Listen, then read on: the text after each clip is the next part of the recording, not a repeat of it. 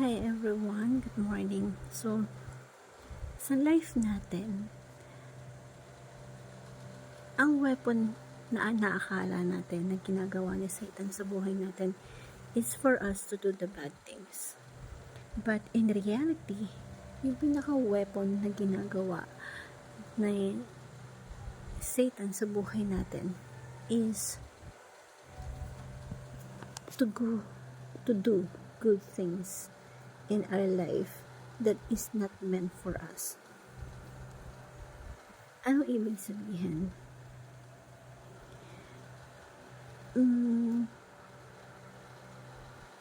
May mga bagay tayong ginagawa na pinagkakabisihan natin sa buhay natin na hindi naman para sa atin. We have vision. Yung vision natin, ito yung nagtuturo sa atin what is right. Life give us what is good. Until we find the vision that we do a lot of good things sa buhay natin. Na akala natin ito yung right para sa atin, ito yung tama para sa atin. Then we end up of being busy but not effective sa buhay natin. Ang buhay natin hindi patungkol sa pagiging busy. Maraming tao sobrang busy, working. Pero, ang tanong, effective ba yung pagiging busy?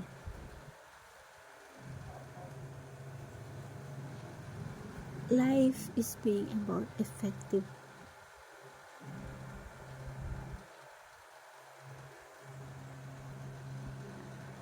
And, kung mapapansin nyo, diba? Kaya may mga taong nadidrain. Kasi, sobrang busy nila. Yes. Pero, nawawala na yung purpose sa life nila. At hindi, sa pagiging busy nila at na end up na nare-realize nila walang nangyayari sa buhay nila.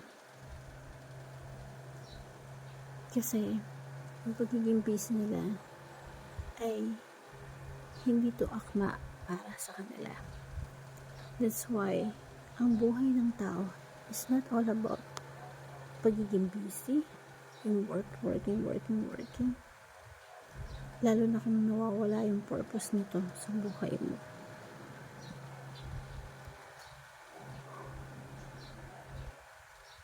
So, ang kailangan natin is effective living. Busy going to work, working, and ain't accomplished nothing. Lead us to a trained life. What is effective is malaman natin kung ano yung purpose. Yung purpose na yun is yung bibigay sa atin ng effective living. At isa sa magandang purpose sa buhay is yung mag-serve ka kay God. Akala natin kasi ang buhay patungkol sa umiikot na mabuhay ka na nagtatrabaho ka, meron kang maayos na trabaho, may maayos kang business, doon tayo nakafocus.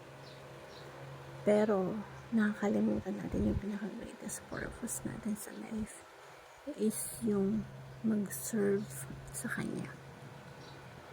That's why, kahit ano pa lang work ang gawin mo sa buhay mo, nakakaramdam tayo ng drain. Nakakaramdam tayo na hindi effective yung ginagawa natin. Kasi in the first place, na-focus tayo sa mali. At yun yung pinaka-greatest weapon na hindi tayo aware na ginagawa ni Satan sa buhay natin. Kasi ang pagiging busy and focus sa ibang bagay nakakalimutan natin yung serve kay God. Hope na dito sa motivational talk natin ay matuto tayo. Yes, we have visions. What is the right thing to do? Yes, good life offer us the good life. But first thing, you have to know kung ano ba yung effective sa buhay mo right now at saan ka dapat mag-focus. Hope you learned something. Thank you everyone and God bless.